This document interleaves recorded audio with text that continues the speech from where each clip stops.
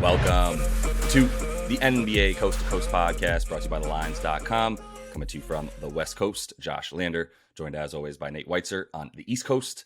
And we are looking at Thursday night game here in the NBA, as there's just one playoff game here on the slate on Thursday night. It is the Hawks and the Celtics, which if you went to bed too early on Tuesday night, you missed that the Hawks came back and won that game. And now there is a game 6. So we are at 3-2 in this one. We're going to be taking a look at the best bets from this video. We also have a strictly player props video up about the game with a couple of props for you guys in that one. So make sure to like and subscribe to that page. Continue to follow along. Check out thelines.com. We're throwing up all the great NBA content on the site right now.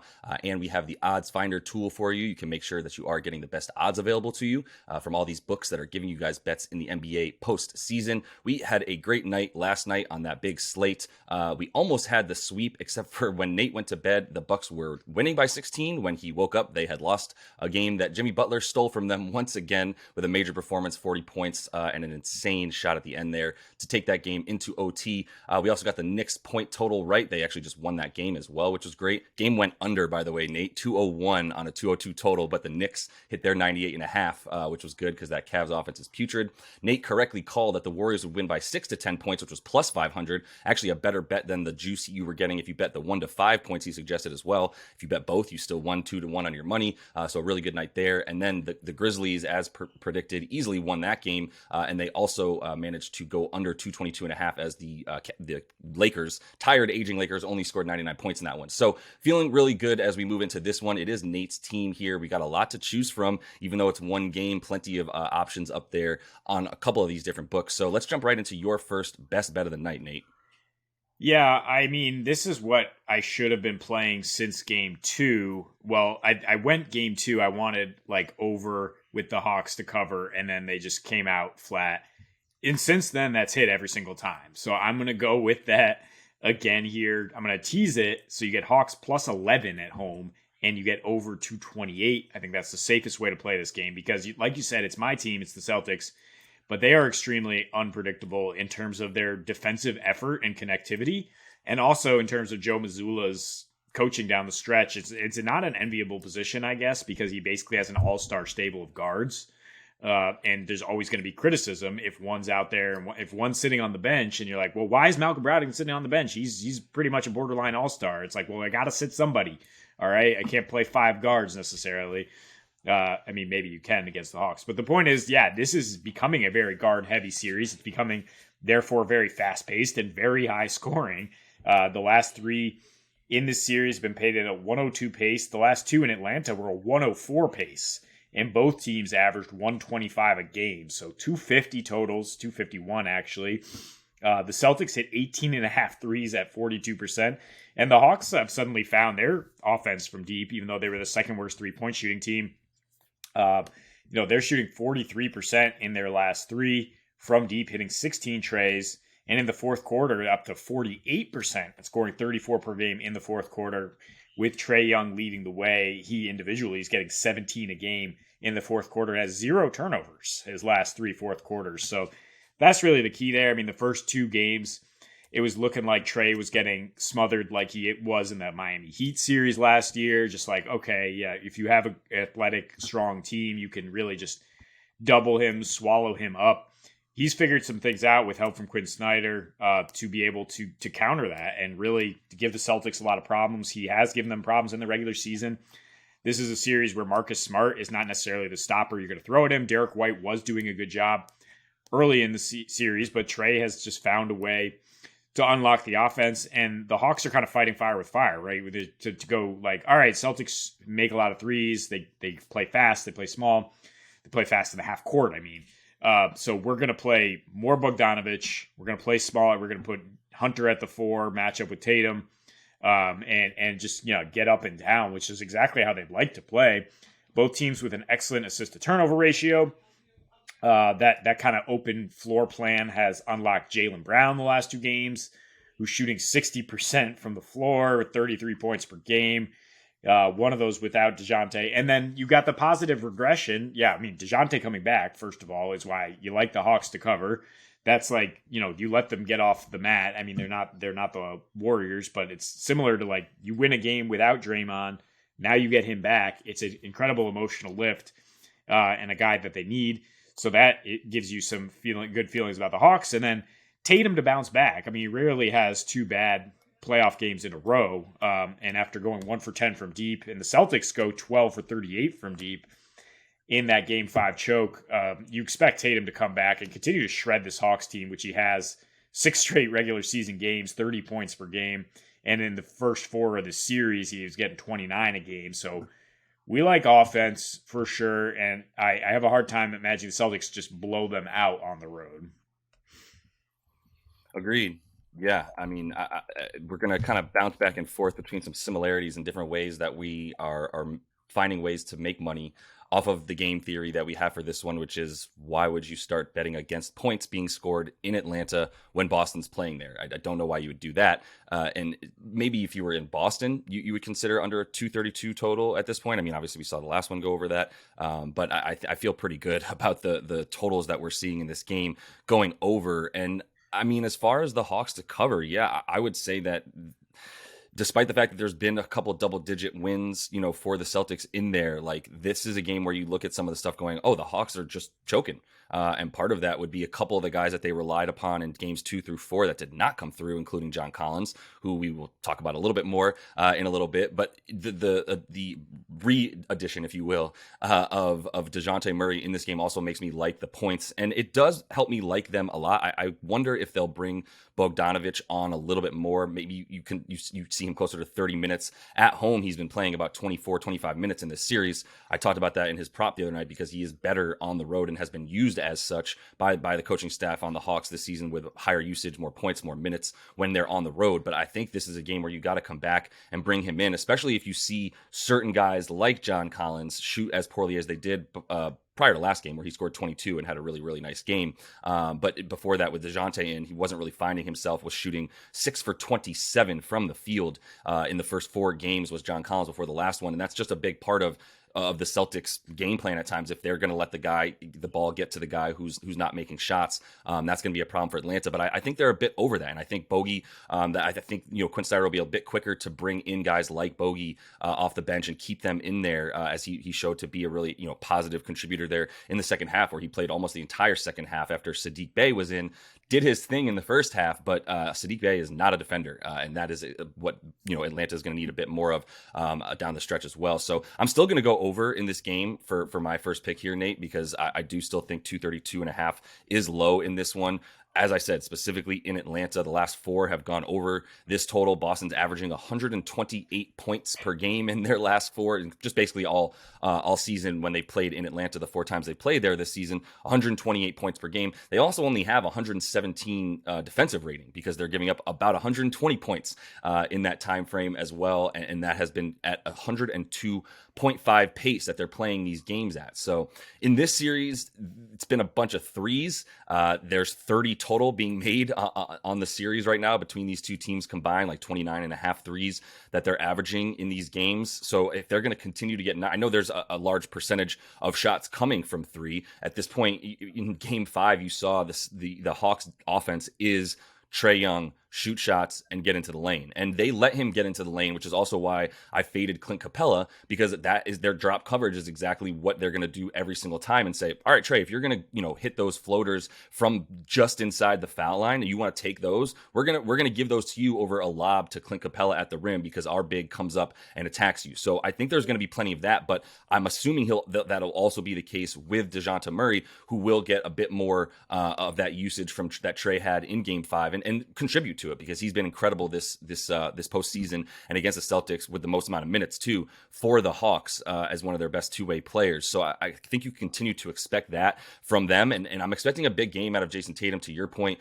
I'll talk about him in a sec as well because I mean 19 points in the last game was a huge factor for why they lost it, especially in the second half where he came out firing and then really slowed down too much for them and couldn't really pick it back up and find it. And I think even like a first quarter bet potentially on Jay Tatum, which I believe is about 8.5 points right now, probably taking over on that, maybe like a first to 10 points kind of bet for Jay Tatum. Like I think he comes out pretty hot and ends with 30 plus points in this one. Yeah, that's a good call because, I mean, doesn't he usually play the entire first quarter and Jalen comes out and then so that Jalen can lead the second unit in the second quarter. So yeah, much bigger first quarter opportunity. I'm going to talk some of these player performance doubles or parlays here. I think that's my second bet is some combination of the three guys that you can bank on scoring. So Jaylen Brown 20 points, Tatum 25, Trey 25. Also Tatum to get 4 assists because I mean the Celtics are diming up right now, so that nets you plus 200. And honestly, the one thing I'm concerned about is Trey getting 25 points if the Celtics just completely blitz him, try to get the ball out of his hands. You can also replace that with for him to hit 2 threes, which he's done in all but one home playoff game in his career.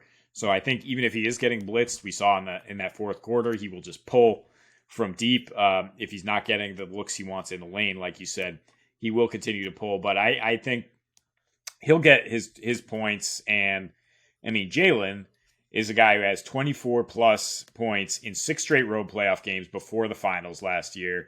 Like I said, he's lighting it up in the last 2 games in the series, 33 points per game, one without DeJounte, one with. It's not like DeJounte is necessarily big enough to keep him out of the lane. So for him to only get 20 points is not a huge limb. Tatum, we expect to bounce back. I mean, even when he was struggling with efficiency, he had 25 plus in 9 of 11 road playoff games last year. And only went under 3 assists once. I mean, under 4 assists. He had 3 assists in game 2 of the finals where the Celtics only had 88 points. Like you said, they're averaging 128 against the Hawks. They're averaging 29 assists per game as a team. In their last 3 here, Tatum has a 31% usage rate in those games. The ball is in his hands constantly. He's averaging nearly 6 assists per game in those 11 road playoff games and 5.5 assists in this series. So even if he struggles with his shot again, I mean, the ball's just going to be in his hands so much. I think the dimes will be there. And 20 and 25 for those other 2 guys seems like a pretty safe bet. It does, yeah. And the interesting thing about Tatum is I was looking at maybe some of the ancillary stuff, maybe a rebound prop on top of the assist prop, something like that. The rebounds are at 9.5. At this point, they just expect him to be one of the top rebounders on the team. He is averaging about 9 in the series. Has gone over 9.5 twice. So I still feel a little bit nervous about it. I think he's super focused on scoring tonight. But I do agree that with the ball in his hands and a low assist total, that might be the only one that you're a little bit scared about. I know you talked about Trey being a little bit scared. I think Trey at 25 points is a pretty good bet. I think once you get up to about 30, you get a little bit more scared. He has been better at home before game 5 in this series. So, where he was awful on the road in the first 2, you kind of expected no matter what, he was still going to come with some ferocity in game 5 without DeJounte Murray available. But nothing really about this scares me too much. I kind of want to mention actually that there is an SGP sort of a couple specials on DraftKings. They're all over the place right now, but on DraftKings you can bet an NBA SGP or SGBX where you get a pick from outside that same game and get a bonus bet back if you lose. We have a couple promos about that on thelines.com. There's also a 33%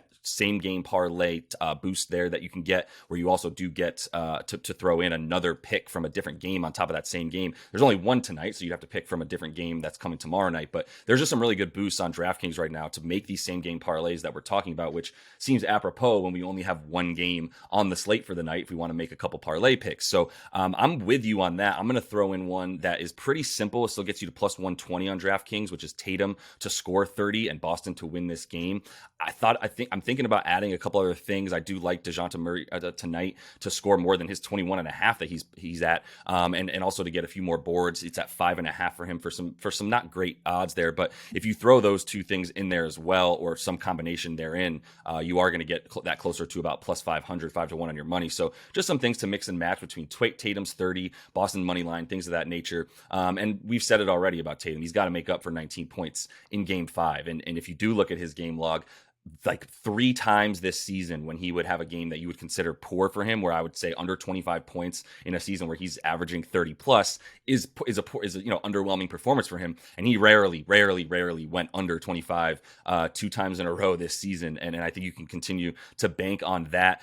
You kind of pointed out as well that for him to be the top scorer in the game is plus 120. I think that's pretty good. I wish it was a little bit higher because I do think there's always the threat that Jalen decides he's going to take over, because one of the 2 of them them has to play to that extent tonight. And to a degree, I think you still need close to 55, at least from the two of them tonight, to feel good about them winning. I know they're getting some pretty good help, obviously, in the series, scoring wise, especially from like Derek White and Malcolm Brogdon. But I do think that those two guys at combining for about 29, 30 points at best, with Marcus Smart maybe contributing 10 to 12 as well. Like, you need 55 from these guys. So I expect one of them to be getting 30 tonight. And Tatum seems to be the better bet, especially against this team where he's done it 3 out of the last 4 times he's played on the road, which was this season, only failing to do so one time in this series where he scored 29 points instead of the 30 that he scores in Atlanta. So I would feel pretty good about him getting to the 30. I do like Boston to win. I think that's a little, honestly, that's slightly fishier than the Tatum 30 points is them to just win this game outright. I agree that it's not that necessarily that Atlanta's unlocked anything. I think that the way that Boston will continue to play Atlanta, which is somewhat predictable, like we said, drop coverage, and really just looking to take Trae out of the game, there's going to be some ways that they can play around that, as we saw in game 5, even though that game was down to, the Celtics being up by double digits in the third quarter. Still just never stepped on their neck, never got it to 15 or 16 or anything like that. It stayed around 10, 8 points. And if you do that against a Trae Young team, he's going to do silly stuff like he did at the end of last game. And that's going to be a little bit more of it makes you a little bit more nervous about the Boston money line. But I think that I'd rather just take that with the Tatum 30 and add a little bit to it than just take the Tatum 30 points, which is about minus 115 in most books that you're going to find it. Yeah, if you don't step on people's necks in these playoffs, especially if they have Jimmy Butler or Trae Young, you can get bit. So I think the Celtics, having watched that game last night, will not play around if they do get a lead here in the fourth. And much bigger correlation between Tatum going off and them winning, I think, than Jalen necessarily. Jalen will kind of take over if they need it. But if everything's going smoothly, I think, Tatum's getting 30 plus. Same bet, really, I think, for him to be the top scorer. I don't think Trae gets 30 plus tonight, like we're saying. I think the Celtics will be too focused on game planning against him. So I do think Tatum outscores Brown. I mean, let's be clear. Like, the Hawks didn't do anything in game 5 to, like, necessarily get him out of rhythm. He just missed shots. He does this sometimes. He has some mental lapses, and it's a lack of killer instinct from the Celtics in general. But he's bounced back. I mean, remember game 6 in Milwaukee last year in the second round. 46 points in an absolute clutch performance on the road to stave off elimination. Let's see if he can do that in a closeout here. In the closeout game. Yeah, that's a great point. I do think there is a correlation there. I'm also probably going to get ahead of a game 6 Klay Thompson bet. I was thinking about that last night. Just want to throw that out there, that the game 6 boys here who come out in these really major games, that it's either elimination time or time to win the series. So I love a good game 6. And that is all the time we have for you in this one. Make sure to like and subscribe to that page. Continue to follow along. Check out the player props specific video we have up about this game tonight as well. Until we see you next, happy betting.